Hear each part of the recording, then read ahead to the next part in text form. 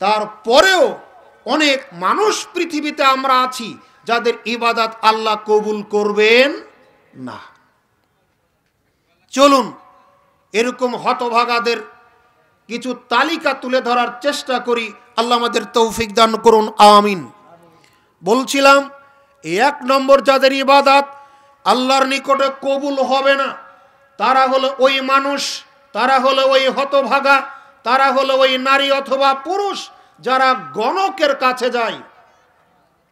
ঈমান আল্লাহর প্রতি আছে, রসুলের তরিকা অনুযায়ী ইবাদত করে, আল্লাহর উদ্দেশ্যেই করে, 3টি ঠিক আছে, তারপরেও গণকের কাছে যায় এই মুসল্লি, গণকের কাছে যায় এই নারী, গণকের কাছে যায় এই পুরুষ। রসুল সাল্লাল্লাহু আলাইহি ওয়াসাল্লামের সাহাবী হাফসা রাদিয়াল্লাহু তাআলা আনহা বলেন, রসুল সাল্লাল্লাহু আলাইহি ওয়াসাল্লাম বলেছেন, মান আতা আররাফান ফাসালাহু আন শাইইন লা তুকবালু লাহু সালাতুন 40 লাইলা। আল্লাহর নবী বলেন, যে ব্যক্তি চায় নারী হোক অথবা পুরুষ হোক, ছোট হোক অথবা বড় হোক, কেউ যদি গণকের কাছে যায়, ফাসালাহু তাকে জিজ্ঞাসা করে, আন শাইইন কোনো কিছু সম্পর্কে, দেখেন তো গণক সাহেব আমার ঘড়িটা হারিয়ে গেছে, খুঁজে পান কিনা, দেখেন তো আমার মোবাইল ফোনটা হারিয়ে গেছে, আপনি খুঁজে পান কিনা, দেখেন তো আপনার আমার টাকা পয়সা হারিয়ে গেছে, খুঁজে পান কিনা। আপনি এতটুকুন শুধু জিজ্ঞাসা করেছেন, এখনো গণক গণেনি, বোঝাতে পারেনি। আপনি শুধু আপনার কথাটা, আপনার অভিযোগটা, আপনার হারিয়ে যাওয়া জিনিস সম্পর্কে গণককে শুধু বলেছেন, আমার অমুক জিনিসটা হারিয়ে গেছে, দেখেন তো পাওয়া যায় কিনা, শুধু বলেছেন, এখনো গণক এটা গণনা করে দেখেনি। আল্লাহর নবী বলছেন, ফাসালাহু আন শাইইন, যদি গণককে কোনো ব্যাপারে জিজ্ঞাসা করে, লা তুকবালু লাহু সালাতুন 40 লাইলা, তার 40 দিনের ইবাদত আল্লাহ কবুল করেন না। খুব কঠিন না? গণনা করেও দিচ্ছেন, আপনি হারানো জিনিস পেয়েও যাচ্ছেন, নবী বলছেন আপনার 40 দিনের ইবাদত কবুল হলো না। কি জটিল না? গুনে দিলে পাচ্ছেন তো, অথচ রসুল বলছেন আপনার 40 দিনের ইবাদত কবুল হবে না। আল্লাহর প্রতি আপনার বিশ্বাস আছে, আপনি রসুলের তরিকা অনুযায়ী ইবাদত করেন, আপনি আল্লাহর উদ্দেশ্যে ইবাদত করেন, তবু আপনার ইবাদত কবুল হচ্ছে না। কারণ বলেন, গণকের কাছে যাওয়া। গণকের কাছে যারা যায় তাদের ইবাদত আল্লাহর নিকটে কবুল হয় না। 2 এবং 3 নম্বর, আব্দুল্লাহ ইবনে উমর রাদিয়াল্লাহু তাআলা আনহু বলেন, রাসূল সাল্লাল্লাহু আলাইহি ওয়াসাল্লাম বলেছেন, লা তুকবালু সালাতুন বিগাইরি তুহুরিন ওয়ালা সাদাকাতুন মিন গুলুলিন। আল্লাহ সুবহানাহু ওয়া তাআলার নিকটে 2 শ্রেণীর মানুষের ইবাদত কবুল হয় না। আপনাকে বলছিলাম 1 নম্বর গণকের কাছে যারা যায়, 2 আল্লাহর নবী বলছেন যেই মানুষ সালাত আদায় করে, নামাজ পড়ে কিন্তু ওযু করে না, ওযু ছাড়াই যারা সালাত আদায় করে তাদের সালাত আল্লাহ কবুল করেন না। ওযু ছাড়া সালাত আদায় করলে এই মুসল্লির সালাত আল্লাহ কবুল করেন না। এজন্য সালাত আদায়ের আবশ্যিক পূর্ব শর্ত হলো কি করা? ওযু করা। ওযু ছাড়া সালাত আদায় করলে সালাত হবে না। তবে কারণবশত আপনি করেছেন, এটা ভিন্ন কথা। তবে সাধারণত ওযু ছাড়া সালাত আদায় করলে তার সালাত কবুল হয় না। এরপরে তিনি বলছেন, ওয়ালা সাদাকাতুন মিন গুলুল, যারা আত্মসাৎ করা, যারা হারাম পথে উপার্জিত সম্পদ হতে আল্লাহর পথে সদাকা করে, তাদের এই সদাকা আল্লাহ কবুল, তাদের এই সদাকা আল্লাহ কবুল করেন না।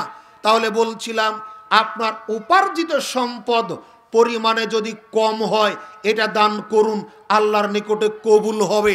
আবু হুরায়রা রাদিয়াল্লাহু তাআলা আনহু বলেন, রাসূল সাল্লাল্লাহু আলাইহি ওয়াসাল্লাম বলেছেন, আল্লাহর কোনো বান্দা যদি তার সৎ পথে উপার্জিত সম্পদ থেকে অল্প কিছু দান করেন, আল্লাহ এটাকে ডান হাতে গ্রহণ করেন, ডান হাতে কবুল করেন, এরপর এটাকে প্রতিপালন করতে থাকেন। যেমনটি ঘোড়ার শাবক, ঘোড়ার মালিক ঘোড়াকে প্রতিপালন করতে থাকে। করতে করতে এক পর্যায়ে বিশাল পালে যখন পরিণত হয়, আল্লাহর নবী বলছেন, যখন এভাবে কোনো বান্দা তার হালাল পথে উপার্জিত সম্পদ থেকে আল্লাহর পথে খরচ করে, আল্লাহ তার এই খরচ করা, দান করাটাকে ডান হাতে কবুল করে এভাবে প্রতিপালন করতেই থাকে। কিয়ামতের মাঠে যখন তাকে এই নেকির পাহাড় দেখানো হবে, বান্দা অস্বীকার করবে, আশ্চর্য বোধ করবে, এত নেকি তো আমি করিনি, হলো কি করে?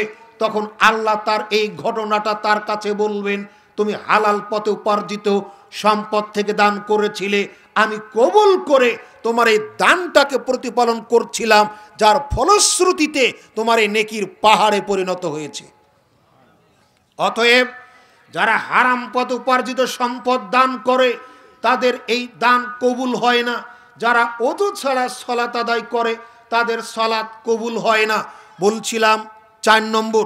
এরপর আপনাকে নিয়ে যায় আয়েশা রাদিয়াল্লাহু তাআলা আনহা বলেন, রাসূল সাল্লাল্লাহু আলাইহি ওয়াসাল্লাম বলেছেন, লা তুকবালু সালাতুন বেগাইরে তুহুরিন ওয়ালা সাদাকাতুন। এরপর তিনি বলছেন, লা তুকবালু সালাতু হায়দে ইল্লা বিখিমার। মহিলাদের মধ্যে মূলত 2 ধরনের মহিলা, একটা হলো বালেগা, একটা হলো নাবালেগা। নাবালিগা মহিলাদের, নারীদের সালাত আদায়ের পদ্ধতি একটা, বিশেষ করে পোশাকের ক্ষেত্রে, আর হায়েজওয়ালা বিশেষ করে বালেগা নারীদের, মহিলাদের সালাত আদায়ের ব্যাপারে পোশাকের কিছু ভিন্নতা রয়েছে। তিনি বলছেন, বিশেষ করে সতরের ব্যাপারে নারী পুরুষের কিছু ব্যবধান আছে। তার উল্লেখযোগ্য একটা, কোনো বালেগা মহিলা, যেই মহিলার ঋতুস্রাব হয়েছে, বিবাহের বয়স হয়েছে, এই মহিলা সালাত আদায় করাকালীন গায়ে যে জামা কাপড় পরে থাকবে তার অতিরিক্ত একটা বড় চাদর গায়ের উপরে দিতে হবে। এই গায়ে না দিয়ে যেই মহিলা সালাত আদায় করবে, আল্লাহর নবী বলছেন তার সালাত আল্লাহর নিকটে কবুল হবে না। বালেগা মহিলা, তার সালাত হবে না ইল্লা বিখিমার, যদি সে গায়ের উপর অতিরিক্ত একটা চাদর পরিধান না করে সালাত আদায় করার পূর্ব মুহূর্তে, তাহলে তার ইবাদত আল্লাহর নিকটে কবুল হবে না। চলুন আপনাকে নিয়ে যাই এরপরে 5 নম্বর। ওই ব্যক্তি যার সালাত আল্লাহর নিকটে কবুল হবে না, যার ইবাদত আল্লাহর নিকটে কবুল হবে না। রাসূল সাল্লাল্লাহু আলাইহি ওয়াসাল্লামের সাহাবী আবু হুরায়রা রাদিয়াল্লাহু তাআলা আনহু বলেন, একদা আমি বসেছিলাম, আমার সামনে দিয়ে এক মহিলা যাচ্ছিল, আমি তার দেহ থেকে, আমি তার শরীর থেকে সুগন্ধি টের পাচ্ছিলাম। আমি মহিলাকে দাঁড় করালাম, মহিলা শোনো, জি তুমি কোথায় যাচ্ছ? মসজিদে। কেন? সালাত আদায় করতে। তখন তিনি বলছেন, তুমি ফিরে যাও, একটা মানুষ নাপাক হলে, অপবিত্র হলে যেভাবে গোসল করে তুমি ওইভাবে গোসল করো। বোঝাতে পারিনি আপনাকে। আবু হুরায়রা রাদিয়াল্লাহু তাআলা আনহু বলেন, আমি একদা বসেছিলাম, আমার সামনে দিয়ে এক মহিলা যাচ্ছিল, আমি তার শরীর থেকে, আমি তার কাপড় থেকে সুগন্ধি অনুভব করে আমি তাকে জিজ্ঞাসা করলাম, মহিলা তুমি কোথায় যাচ্ছ? ওই মহিলাটা আমাকে বলছিল, আমি মসজিদে যাচ্ছি। কেন?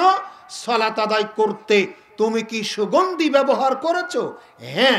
তখন আবু হুরায়রা বলছেন, ওই মহিলাকে তুমি বাড়িতে ফিরে যাও এবং একজন পাক মানুষ নাপাক হলে, একটা পবিত্র মানুষ অপবিত্র হলে যেভাবে গোসল করে ওইভাবে তুমি গোসল করো। কেননা আল্লাহর নবীকে আমি বলতে শুনেছি, যখন কোনো মহিলা গায়ে স্যান্ড ব্যবহার করে, সুগন্ধি ব্যবহার করে পুরুষের সামনে দিয়ে যায়, লোকালয় দিয়ে চলাফেরা করে, তারা জেনা করার সমান পাপ অর্জন করে। সেন্ট মেখে, এমন তেল ব্যবহার করে যে তেলে সুগন্ধি ছড়ায়, পারফিউম ব্যবহার করে, বডি স্প্রে ব্যবহার করে, বিভিন্ন স্প্রে সুগন্ধিযুক্ত ব্যবহার করে নারীদের লোকালয়ে গমন করা ওই রকম পাপ।